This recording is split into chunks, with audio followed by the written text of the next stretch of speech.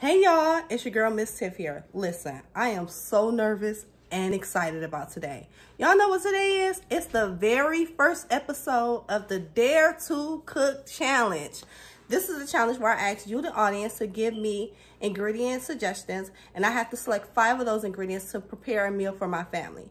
This week, those ingredients were cucumbers, pink lemonade, toffee, chicken breast, and roast with broccoli and cheese. I know, kind of weird, right? But guess what? Your girl got skills. So let's see how this turns out. Before we continue though, I need you to like this video, turn on your notifications, leave a comment, subscribe to my channel, all of those things. You know what I'm saying? Hook a sister up, okay? Stay tuned.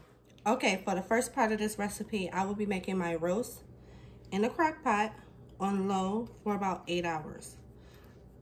To start, I'm going to season it with about 1.5 teaspoons of seasoned salt, 1 teaspoon of garlic powder, onion powder, black pepper, and thyme. We'll go ahead and sprinkle it on and season it on both sides. And then I'm going to flip this puppy over and season it on the other side. And remember, like I told you before, guys, you want to rub your meat down, give it some love and tenderness. This roast has already been rinsed off and soaked in vinegar. My roast only do like maybe 5 to 10 minutes because I'm going to slow cook this one anyway, so it don't really need a lot of tenderization going on like some of your other meat would. But yeah, just give it a little bit of love. Voila, magic. Okay, now that we have that all going and nice incorporated. So I realized I didn't have any beef broth or beef bouillon, so I'm going to improvise a little bit. Well, honestly, I'm not going to say improvise with this ingredient, the red wine, because I love red wine with beef. Now, tip for anybody that is actually cooking with wine, red or white, no matter what color you want to use some wine that you can actually drink. If not, it'll be bitter. Do not use that cheap old cooking wine for $5 or whatever they have on sale at Kroger or whatever. You want to make sure it's something that you can actually drink. We're going to use just a cap full of that. You don't want a lot. You just want to kiss the flavors, as I say. And I'm going to use about 1 tablespoon of liquid aminos, or you can use soy sauce if you want. This is a part of the improvising.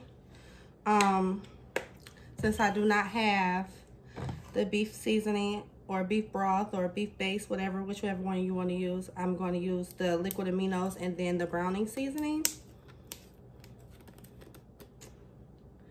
I'm going to use about 1.5 teaspoons of that. And with that, I'm going to add a 1/2 cup of water just to kind of get it started some and to make sure we have enough juices in the end. And I'm going to cover that with a medium onion and 1/2 green bell pepper. Just want to cover it.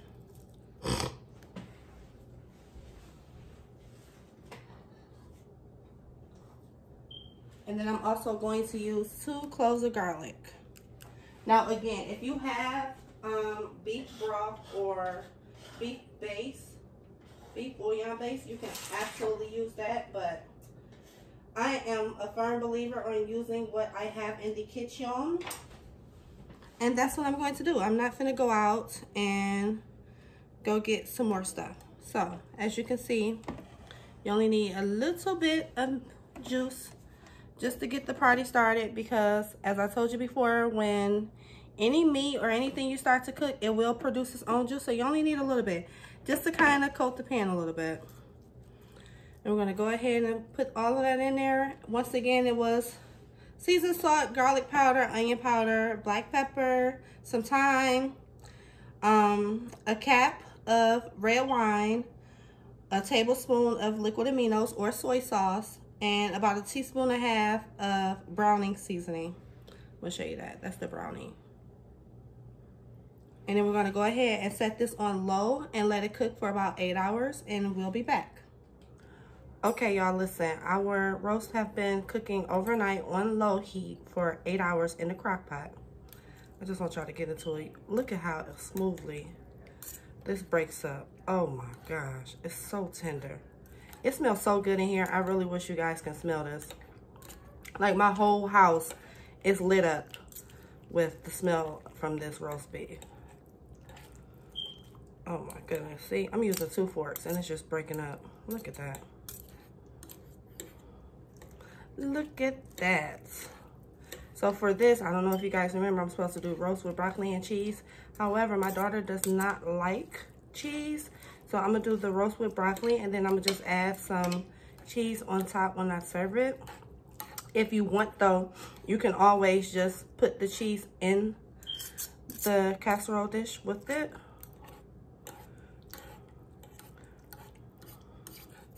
Oh, look at that. Okay, this is a little bit too much moisture for me. I forgot to point that out. Did y'all see how much moisture this roast made? That's why I tell y'all all the time, do not add too much water to your stuff. It's gonna boil then, not cook. Okay, give me 1 second. I have to grab a measuring cup. Oh, here, I can just use this. So I can get some of this juice off of here. Let's see if that'll work.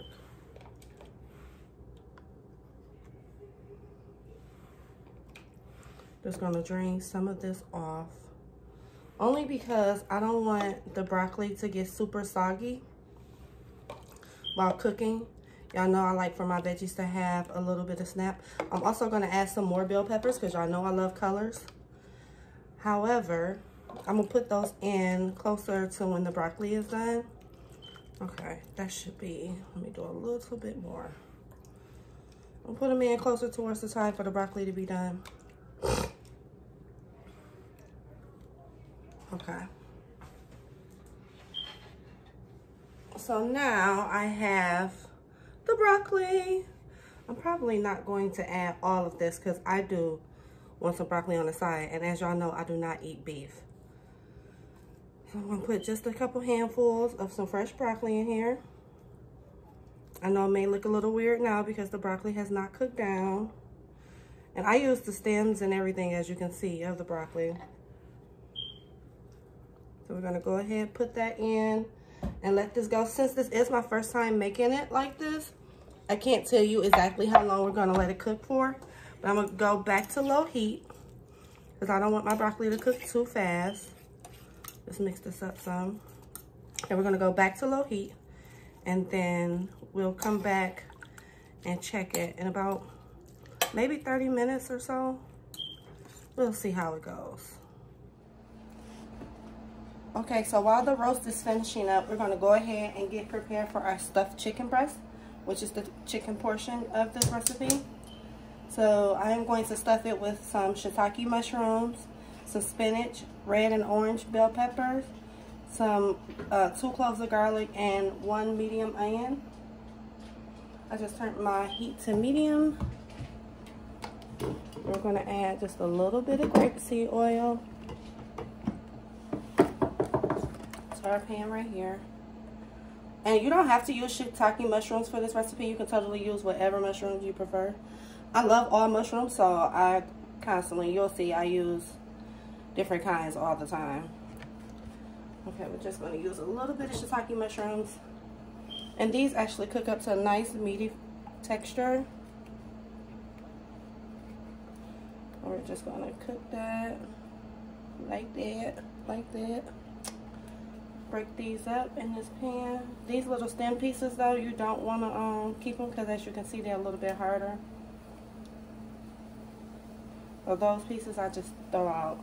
Well, I don't throw them out. I can use them for like broth and stuff, but you don't want to use them for this because they're kind of hard. And we're not using a lot because we're only cooking 3 chicken breasts. This portion of the meal is going to be mine because, as I told you guys before, I do not eat beef. So I know I say it a lot, but hey, whatevs. You guys get the deal. We're just going to break these up into small little pieces.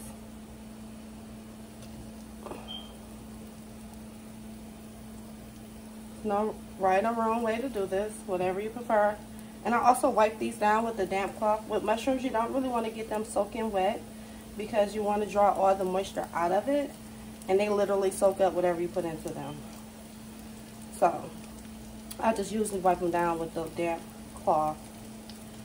Okay, so now we got those going. Sorry for my hand being in the way. We're going to add a little bit of salt and pepper.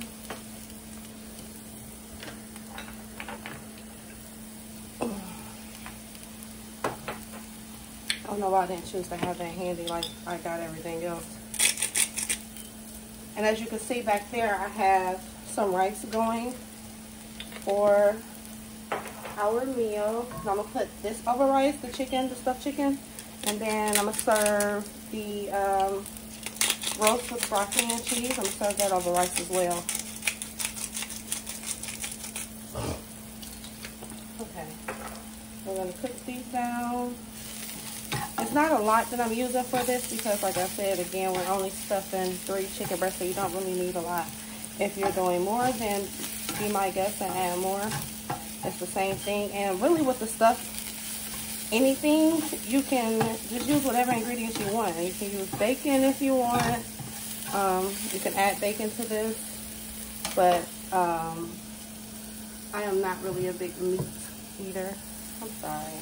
Let me reach around this way so you guys can see. So now I'm going to add the onions to that. And again, you add your veggies in a small increment because you don't want certain things to cook faster than they should. So the mushrooms cook longer, you add the mushrooms first. The onions can cook a little bit longer, so then you add the onions. That's it. That's it. And you know what? I forgot to grab my Italian seasoning out my seasoning drawer. So I'm going to have to pause you guys for a second. But that's when I add the cream cheese and stuff. Now I'm going to add the garlic to this. This is smelling so delicious already. And I have like, she said delicious about everything because everything is delicious. Especially if I cook it. Yes, I'm tooting my own horn. Toot toot. But the proof is in the pudding. Nobody has ever been able to say that Tiff can't cook. So I was really excited about this portion of the recipe because this is something that I cook a lot. I'm most nervous about the other stuff. Well, not really the roast because roast is just roast. It's just adding the broccoli and cheese is different. But adding them cucumbers and pink lemonade. And then the toffee portion, I've never used toffee to cook with. But hey, we're about to see what's going to happen today. Okay, so now we have that in there. I'm going to go ahead and add our bell peppers. Look at all these colors, y'all. Y'all know I love color. Look at that. It's just beautiful. When you have color in your food, you're going to have a party in your stomach. Guaranteed. No lie. As the kids say, no cap. No cap. I know y'all tired of hearing me say it, but look at that. Let me get y'all a little closer. Look at that.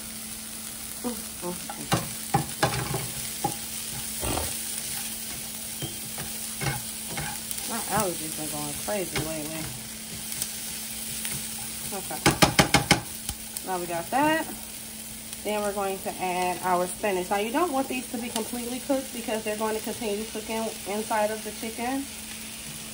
You just want to get them softened some and it draw some of that moisture out because what you don't want them to get all watery and stuff inside of the chicken. It's going to mess up the consistency of your stuffing.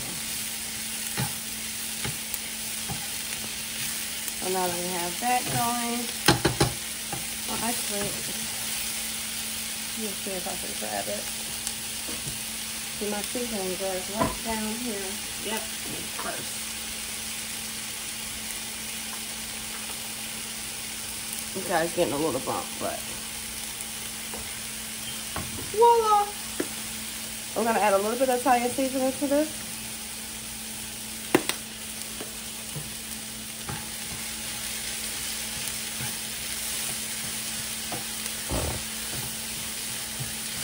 Okay, so this is just about ready for me to turn down to low. Ow. I just hit my hand on the pot with the rice.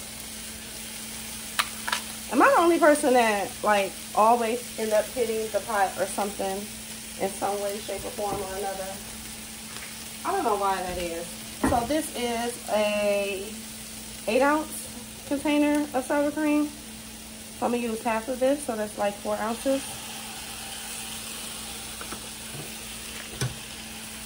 And then this, let me write that up.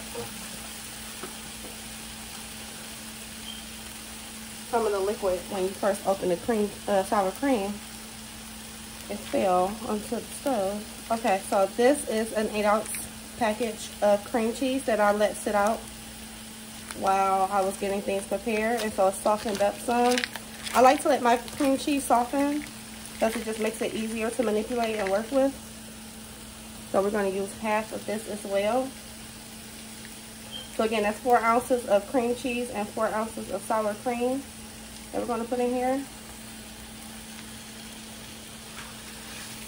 And just kind of let this get well incorporated. It wasn't quite soft enough, so that's supposed to break down. But hey, we're going to work this out.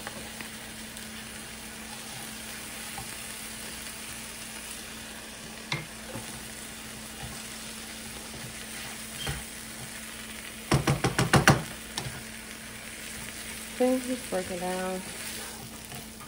I'm trying to hurry up because I do not want my veggies to overcook. I want them to cook inside of the chicken more. I want them to finish off inside of the chicken.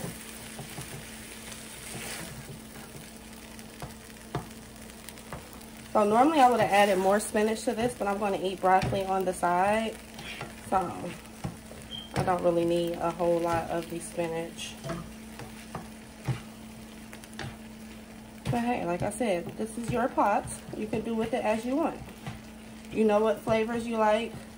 You know what seasonings you like. You know what seasoning your family like. This is just some of my quick go-to stuff. Okay, now that we have that in there, it's time to add the fun part.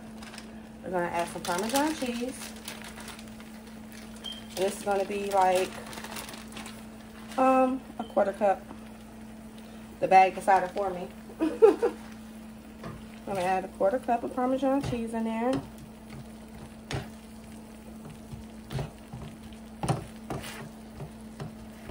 And then we're going to add about a 1/4 cup of mozzarella. So that's 8 ounces of cream cheese. Not 8 ounces. Look at me. I had 8-ounce packages, but I used half. So that's 4 ounces of cream cheese and 4 ounces of sour cream. A 1/4 cup of Parmesan, a 1/4 cup of mozzarella.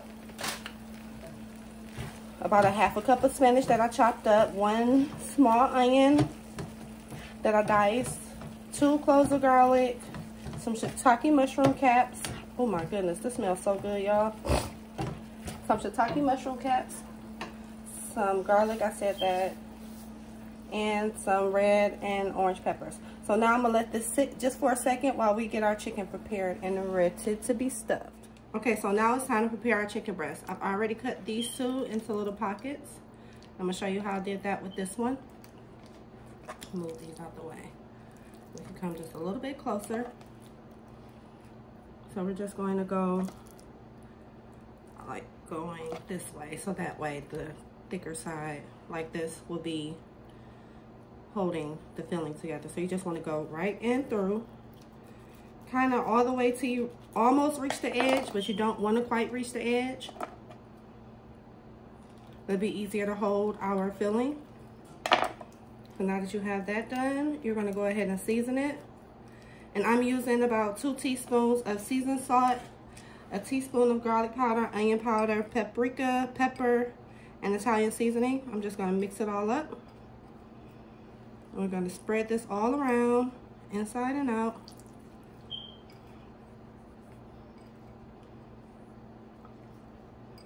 And that's why we didn't use that much seasoning for the filling, because it's going to get the seasoning from off of the chicken. Flip this over.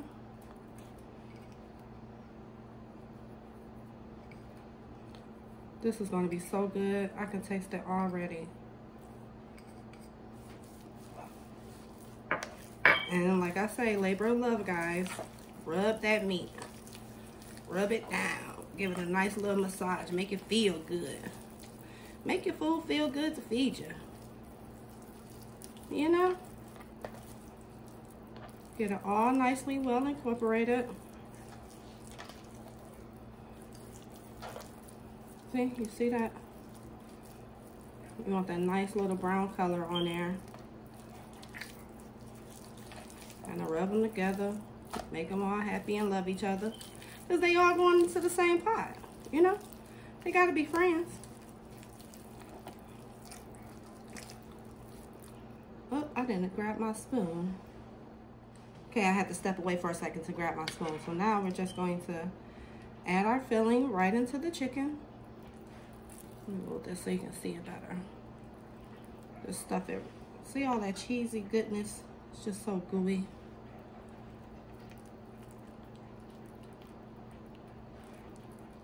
And if you have a little bit more, that's fine, because I am going to put it on top. Or you don't want to overstuff it because you want your filling to stay inside.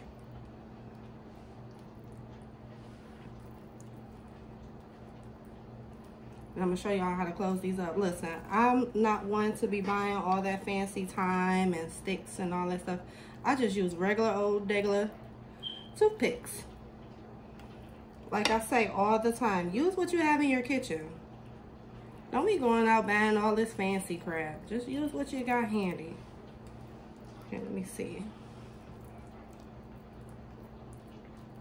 That's good. Look like I could put just a little bit more. Don't want to overstuff them. So you want to see the stuffing a little bit coming out the sides, but not too much. I think one is overstuffed, but hey. It's all right, it's gonna get eaten. Okay, so now we have it stuffed. We're gonna go ahead and use our toothpicks to close them up. So you just wanna see it just like that. Let me turn it this way. Maybe that's better. See, you see how you see all that gooey goodness in there? Delish. So then I'm just gonna use a few toothpicks just to close the seams. Just straight through, just like that.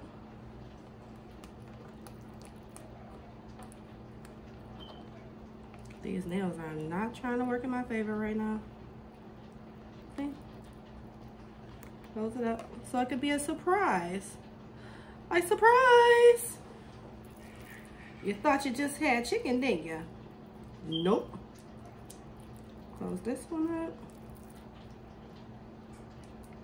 This one might ooze out some, but I'm gonna love it.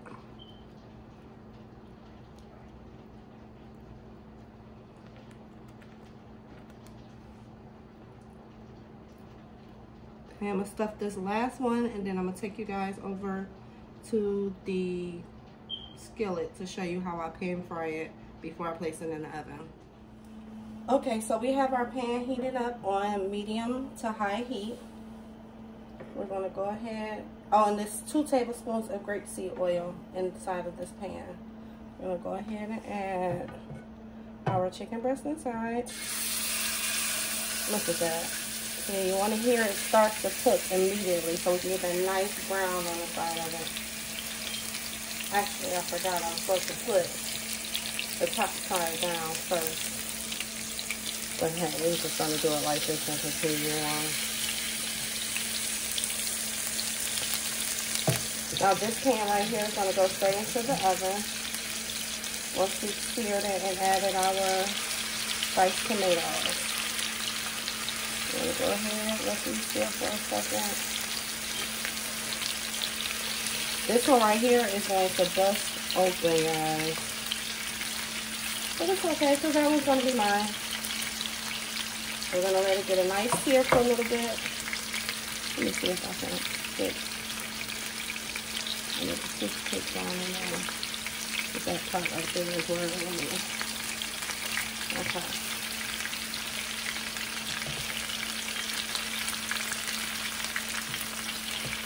Make sure that the oil is going around and get mixed up a bit nicely.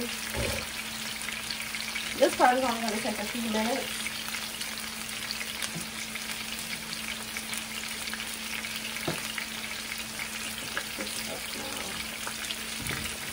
I have a lot going on right now. Our rice is done. Our chicken is searing. The roast is coming along pretty good. I think it's been in now the broccoli for about an hour. I'm going to go ahead and show you guys that once we get this chicken in the oven. Our chicken is preheating at 375. I said our chicken. Our oven is preheating at 375. Y'all, it's still early, so please forgive me.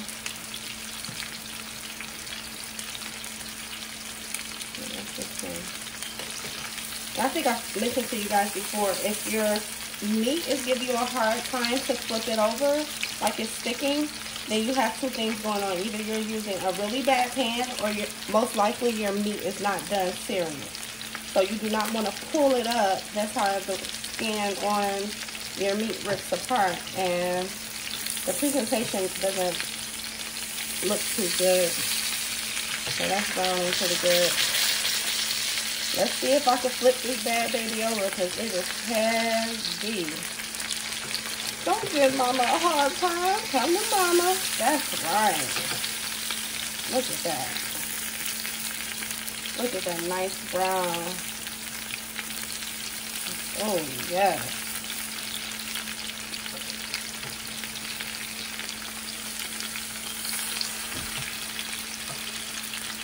Look at that. Oh, that one. Yes, baby. There we go.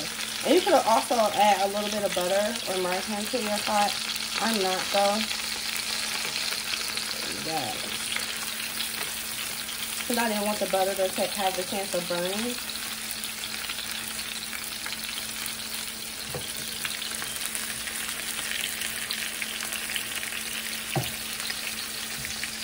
If you see that nice brown feel. Look at this one. I told y'all this one's gonna bust open. Look, some of the stuff coming off the sides, but it's okay. It's still gonna get ate just like the rest of them, and it's gonna be good. And the tip told you that.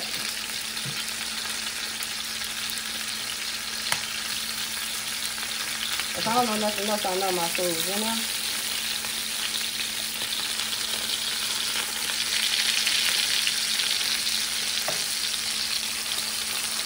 I'm going to take that just a little bit longer.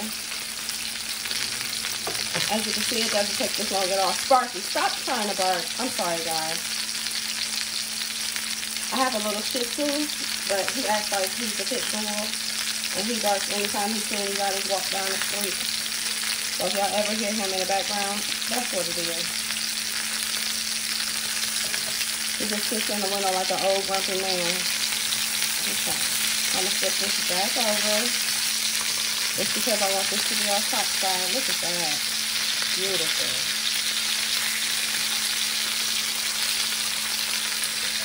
Beautiful. And now just because your chicken is not done.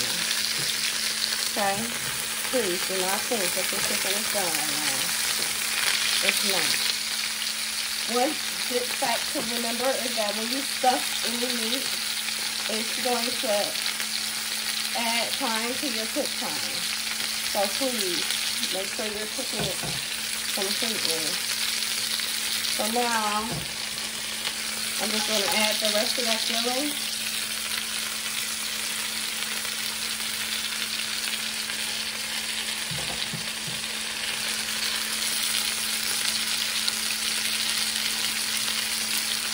Right over top.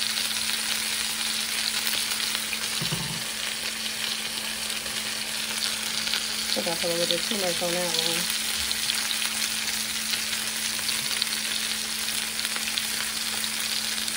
Oh, and I forgot to mention, when you are doing this filling, if you do not want to use sour cream and cream cheese, you can always use some heavy whipping cream. That goes over just the same. But you want to make sure that you cook that down and let it get thick first before you add it. No, don't fall off. I need it to stay on top.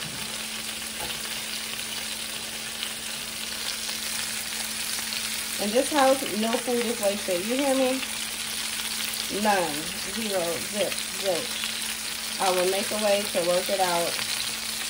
And we're going to use here. Okay. So now that we have that going, we're going to turn our heat down some. And we're going to add in, this is a, how many ounces is this pan? 14.5 ounce pan.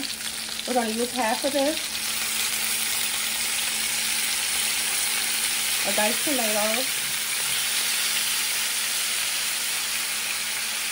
We're going to use half this pan.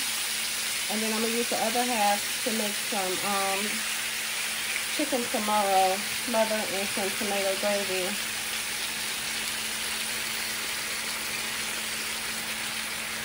Look at that. Colorful, colorful, colorful. And beautiful. And now we're going to top it with some parsley. Just to give it some more greenery going on. Nope, sorry. I did that too fast. I got another little treat. Let me turn this off. I'm going to turn it down low. Turn it in the wrong direction. And so we're going to add just a little bit of mozzarella cheese. Just a tad on top. So I want to make sure that chicken is gooey and brown and crusty when it comes out the oven. Add some mozzarella cheese and add a little bit of Parmesan. It's not a lot. You see, I'm just sprinkling with my hands. And now I can turn the fire off. And then I'm going to sprinkle my parsley. Just to help give, look, that looks good already. It's not even done. Okay.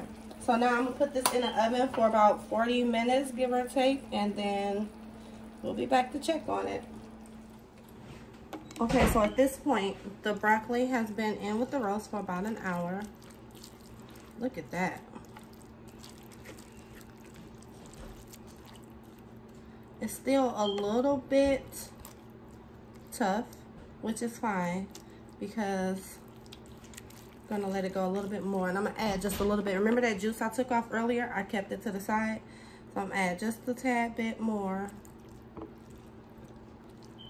to this because I want it to have a nice amount of juice, so when you put it over the rice and stuff, and when you add the cheese to it, it'll all melt in together.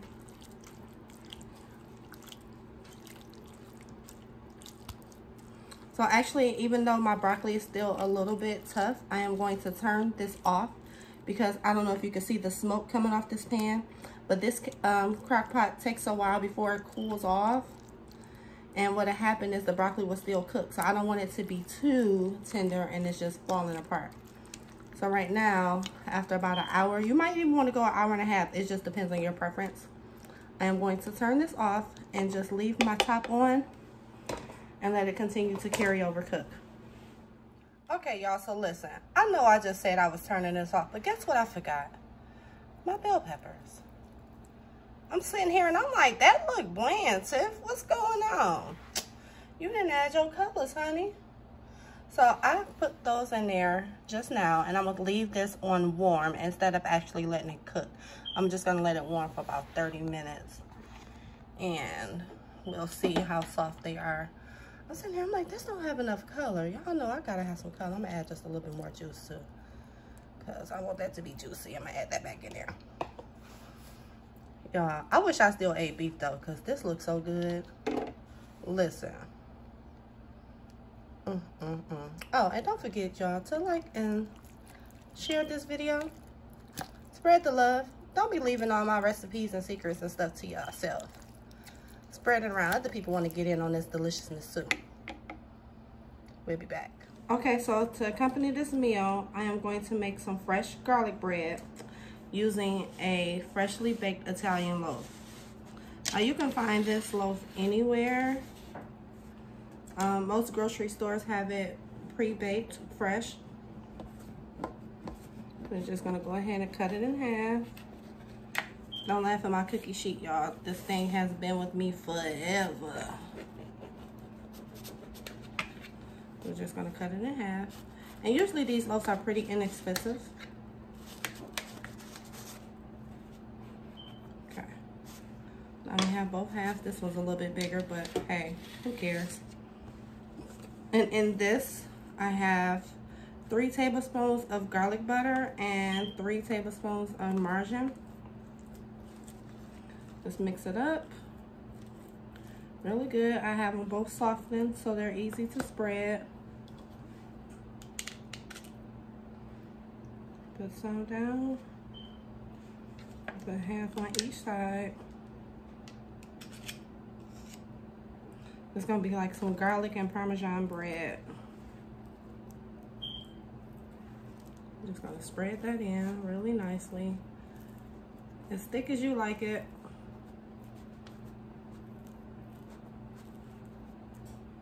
And I usually do mine a little bit uneven because my husband and my daughter, they prefer the more thicker, hearty bread, and I like a thinner, crunchy, toasty type. So this way it's kind of like the best of both worlds. Whatever your preference is, you can just go ahead and have it. You could do it thinner. You can actually slice it in thirds if you're that good, but I just do halves. It's easier. Okay. Now we have that side all coated. Let's do this side.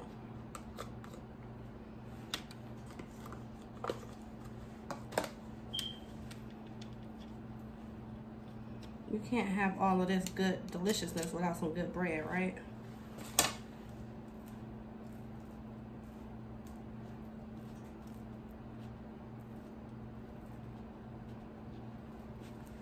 Make sure you spread that around really well.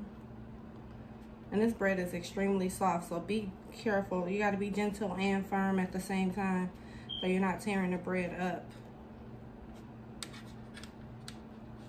Everybody actually loves this bread. Okay. See, my oven is ready to go. It's on 400 degrees. That's my lower oven. My chicken is still at the top. It should be just about ready now. We're going to go ahead and check that in a bit. So now that we have our garlic butter spread all over, we're just going to go ahead with some Parmesan cheese. And sprinkle that right on top.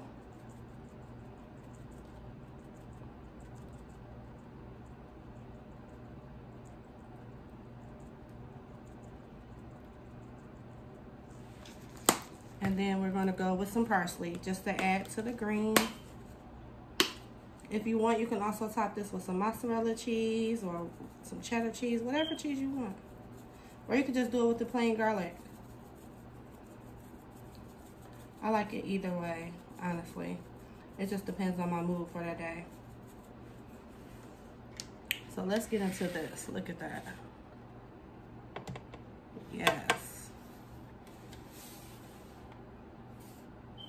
Okay, we're gonna put this in the oven on 400 degrees for about 15-20 minutes until it's brown and toasty. Would y'all get into this? I just took the chicken out the oven. Look at that, it's so golden brown and delicious. It was in for about 30 to 35 minutes total. And you just wanna be able to stick something in there and it comes out really nice and easy. If you're worried about the doneness of it, you can cut a little portion of it, make sure it's not pink. Look at that, see? Oh my gosh. It got a nice little crust on there. I cannot wait to eat this, y'all. Listen, this is some good eats right here. I wish I could smell it. It smells like Alfredo, pizza, spaghetti, lasagna, all wrapped up into one. And you see how you got the nice brown, coated, crusty, crisp on top? My God, my God. So we're almost ready for the final grand finale. And I still got to figure out what I'm going to do about that. I got to use the cucumbers and pink lemonade and toffee. Those are my last 3 ingredients. Wish me luck. Okay, so for the cucumber part, I decided to probably incorporate the cucumbers and pink lemonade to make like a Kool-Aid drink. Or a juice, if you will. So I'm starting off with the simple syrup, which is just equal parts of water and sugar. So I'm starting off with 1 cup of water and 1 cup of sugar. Because listen, I brought that pink lemonade home and my daughter actually made some regular Kool-Aid out of it. So I'm gonna have to use that with some fresh lemons and the cucumbers and stuff and mix it all together and make a drink out of it. Fingers crossed. Now while this is going, I'm going to go ahead and blend my cucumbers down and strain them. I'll show you that process once I'm done. Okay, so I have 1 cucumber in here that I cut up, and I added just a little bit of our simple syrup solution in here, and I'm going to blend it down. It's going to get a little loud, but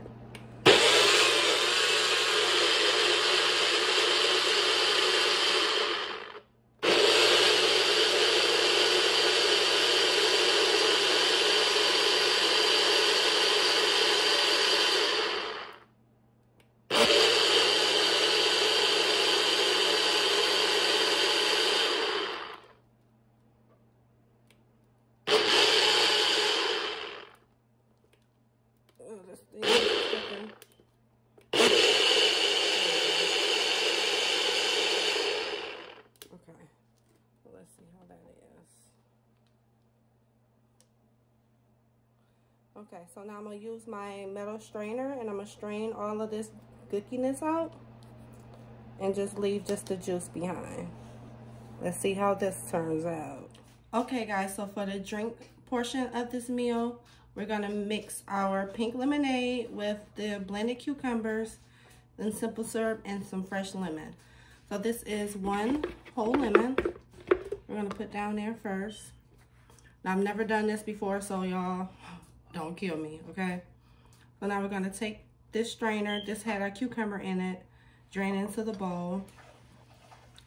So now we're just left with the juice. We're gonna put that right on in there. Look at that. See, as you can see, it removed all of the gookiness that was inside of it. And then now we're gonna take 2 cups of our pink lemonade, add that right on top. And then we're gonna add the rest of our simple syrup right on top of that also. Okay, since that's not enough, I'm gonna add some more pink lemonade. Remember, my daughter used the pink lemonade that I was supposed to use for this recipe. She used it and made some actual Kool-Aid out of it. So I'm kind of using her stuff mixed with mine. Don't judge me, don't judge me. Hopefully it's good. We're gonna add some more. And that about does it. I forgot my spoon to stir.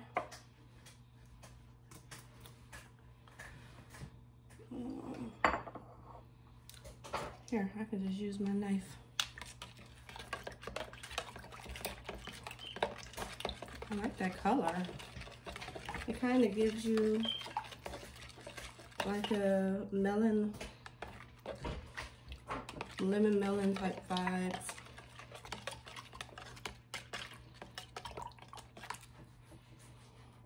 It smells pretty good.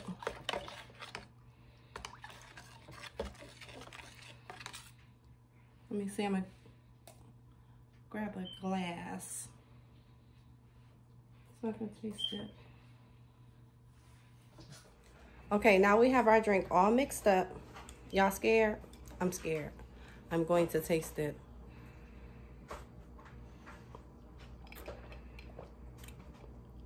Actually, it's not that bad. It's actually really good. This is a nice blend of the cucumber and pink lemonade. This is good. The cucumber is subtle, but it's a nice addition.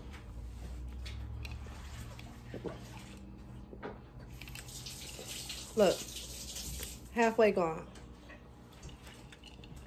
Excuse the husband, he's preparing some fish so I can make breakfast. Delicious. While I got y'all there, hold on, I'm gonna show you this bread. Get into this.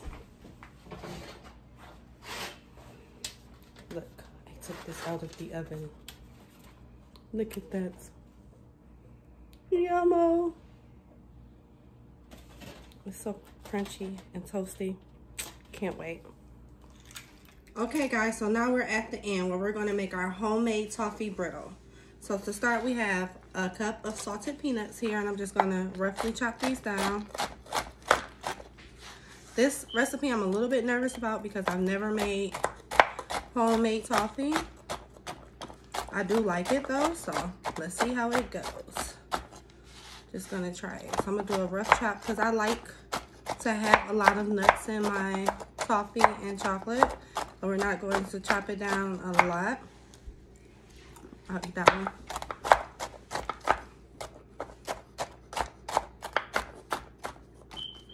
Let me see.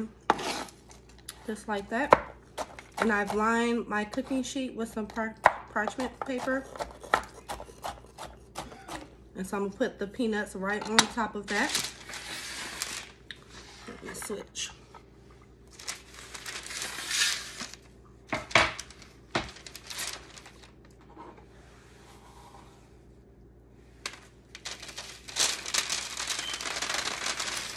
Spread it all over. So that way when your caramel goes on there, you'll have everything in a nice even layer. And you can get a nice amount of nuts, chocolate. Oh yes, I'm going to use chocolate in this too. A nice amount of nuts, chocolate, and toffee. So I imagine since it's so close to caramel, we're going to make it similar to how we make homemade caramel.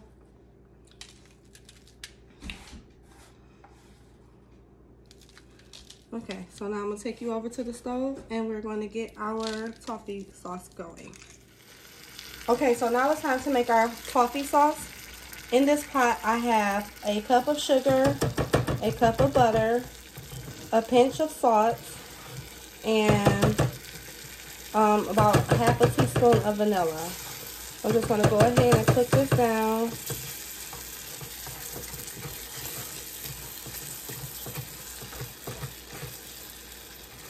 Yep, go ahead, cook it down. And we're just going to let this cook and keep whisking until it reaches a almond type of color, you know, that caramel color. We're just going to go ahead and keep it going. Let that break down. This should take about 10 to 15 minutes.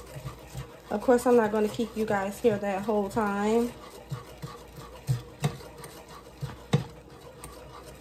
But I am going to show you while this is going, I'm going to show you how I'm going to cut up the chocolate bars to add on top of this and the peanuts.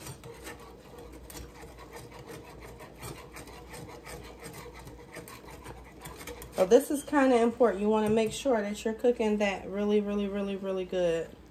And you want to make sure that it cooks enough, because what you don't want is for your caramel not to set. Trust me, I've been there, I've done that. I made a caramel cake one time, y'all. Y'all know that icing takes 2.5 hours to make. But my kitchen was so hot because it was the holidays that my caramel icing would not set. I was so upset, let me tell you. And now you do want to watch this though, because you do not want it to burn.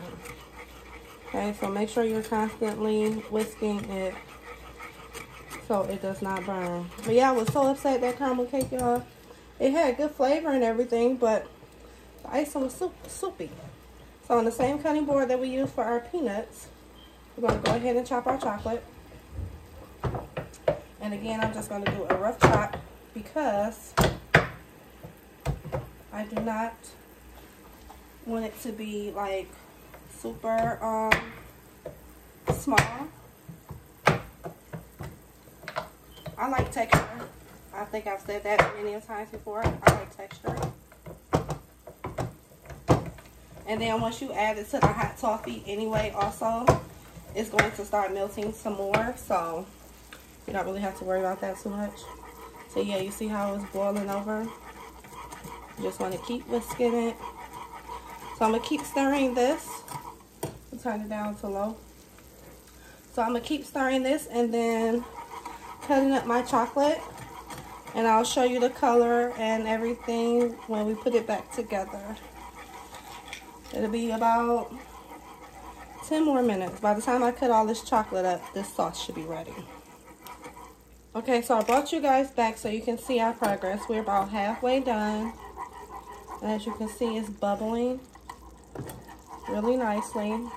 And it's starting to get some more color to it. It's kind of like a butterscotch right now. We want to go for about maybe 5 to 7 more minutes so I can get a little bit darker. Just keep whisking it. See all the bubbles and stuff coming to the top? You want that, but you want to keep whisking it so it does not burn. That's one key factor whenever you're making caramel sauce or anything like that that's similar. You have to keep whisking. It's a little bit tedious, but it gets the job done. So I'll bring you back once we're done. Okay guys, so now we're pretty much done. You see how it's kind of thick and frothy, and it has that nice toffee kind of color to it. Well, not toffee, almond. I'll say it's kind of like an almond color. I'm thinking about the actual food that it is. Now how you can check it, you want to dip your spoon, and you see how it's coating it evenly and it's just staying in place. That's how you know that's done. So we're going to go ahead and get ready to pour this over our peanuts and add the chocolate. Okay, so we're just going to pour the toffee right over the peanuts. Try to get it as evenly as you can. I think maybe I should have used a smaller baking sheet, but let's see how it works.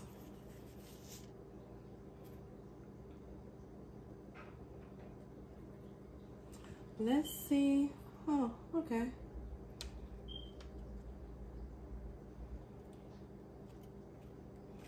Yum. Oh, okay. I tasted this. No, quick sidebar. Before you taste this, guys, please make sure it cools off. So, like, you can dip your spoon in it and then let it cool off really good, because this is extremely hot. If not, you will burn yourself, okay? And don't nobody want that.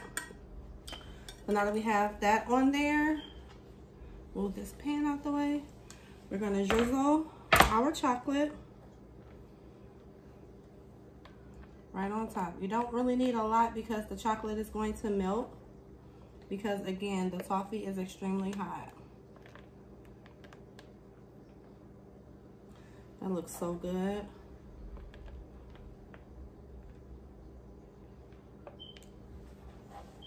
And this is just one of those large bars of chocolate. You can use dark chocolate. I use milk chocolate because I don't really like dark chocolate. But you can use whatever chocolate you want. You can even use white chocolate, I imagine. Everything, like I said, is always your preference. We're just going to spread this over as even as we can.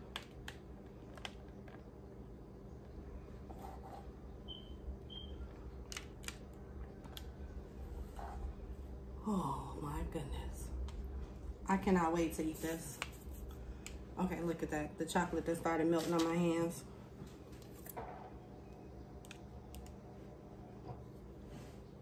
And then we're just going to spread this chocolate around. You see how it's starting to melt already into the toffee? That's what you're looking for. Just spread the chocolate around. Let everything in there get nice and mixed together. You want to have a nice distribution of the toffee and the chocolate once you break these up. You want to have as much as an even mixture of each as you can get. Look at that. Now you see how quickly it melted that chocolate? Imagine what it'll do if you just tried to eat it right away. So please be extra careful when you're dealing with this toffee. A little bit more in the corners there, because I like to have a nice layer of chocolate, nuts, and everything all in mine. And if you don't have parchment paper, I imagine you can use wax paper too. You just want something that'll help it where it won't stick too much, and it'll be easier to come off once you break it up. Okay, so now that this portion is done, we're going to let that sit for about 2 hours so it can cool and harden. Oh my God, My God, look at that. Chocolate hands. That is so good. Okay, so we're gonna let that sit, and then I'll be back to show you the final product, and I can give you a display of everything that we made today. I must say, so far so good. Everything that I did was really, really delicious. I personally haven't tasted the roast, but my husband did. He said it's phenomenal. The roast with the broccoli in and the stuffed chicken, y'all saw how good and gooey and delicious that was. And then the cucumber pink lemonade, that was pretty good. And now you have the Toffee Brittle. I can say that the first Dare to Cook challenge was a success. I will see y'all back in a minute. Okay guys, so the family is getting a little bit impatient. They're ready to eat. While our toffee is still hardening, we're gonna go ahead and make plates for my daughter and for my son.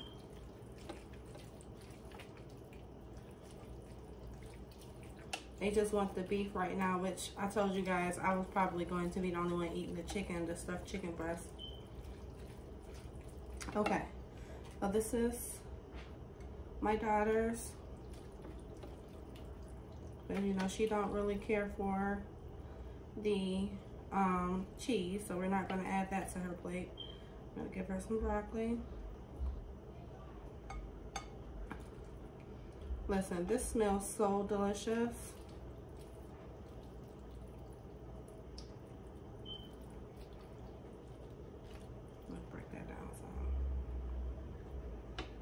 Get into it. You see that nice golden brown garlic bread? Yummo!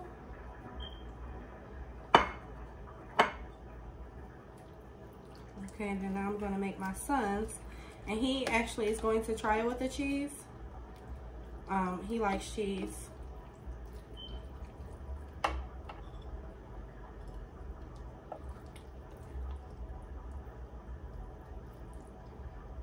So I said while I'm at it, I might as well show you guys the chicken too.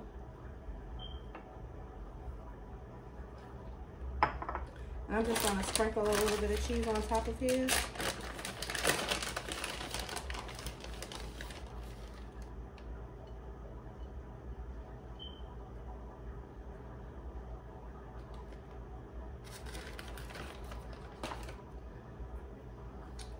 And get into that. Look at that. Yes, Lord. Delicious. I'm gonna try to see if I can get them on camera telling you whether they like it or not. My son tried the cucumber pink lemonade. He likes that a lot, actually. I don't know if I can get him to come on screen or maybe just behind the scenes. I may be able to get him to say something. We'll see. Okay guys, so I decided since I had to make a plate for the kiddos anyway, I might as well plate the chicken and let you guys see that. Let me see, move this back some. So on my plate I have some broccoli, the garlic bread, and some rice. And I am just going to cut a piece of the chicken in half, just so y'all can see the inside.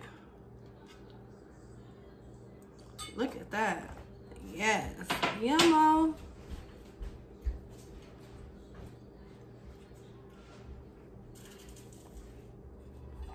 Since the kids do not want to be on camera, I'm going to have them tell you guys how they like it.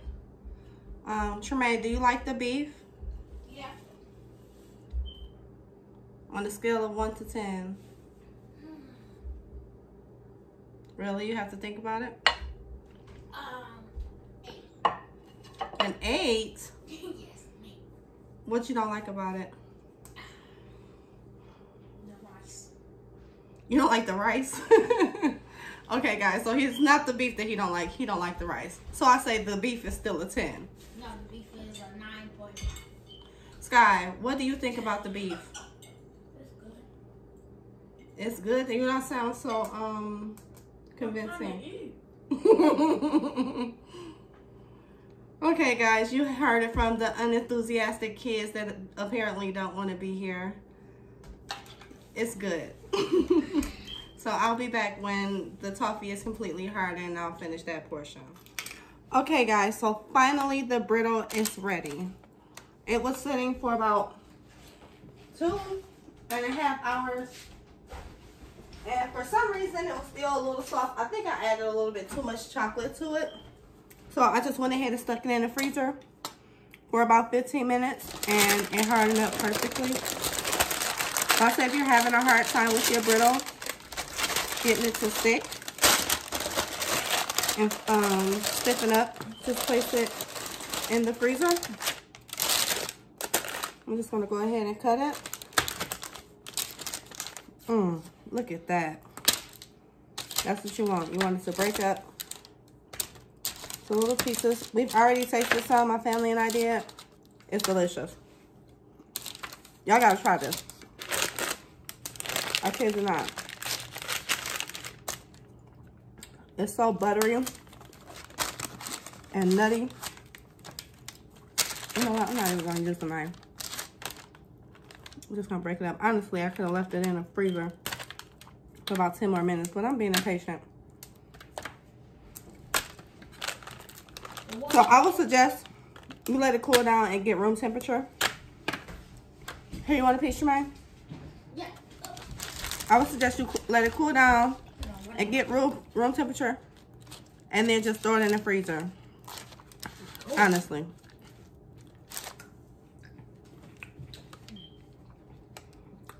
What you think? Great. I knew you would like this. 10 out of 10. 10 out of 10. Oh, you get 10 out of 10 for sweet stuff, huh? So yeah, this is still a little gooey. So I should have left it in the freezer a little bit longer, but it's delicious. I say try it and tell me how you like it. As always, guys, please like and subscribe to my channel. Share my video. Leave me a comment. Leave me a message. I will say this first Dare to Cook challenge was a success. The family liked the cucumber Kool-Aid, but I will say that's not something that I will probably be making again. Only because I say that if you're going to make fruit juice, you might as well make it correctly. This turned out really well. It's my first time making homemade toffee. I should have left it in the freezer a little bit longer, but hey, I'm impatient. Just leave yours in a little bit longer than that. The stuffed chicken breast was really good. Actually, you know what? Let me lift you guys up so you can see my face.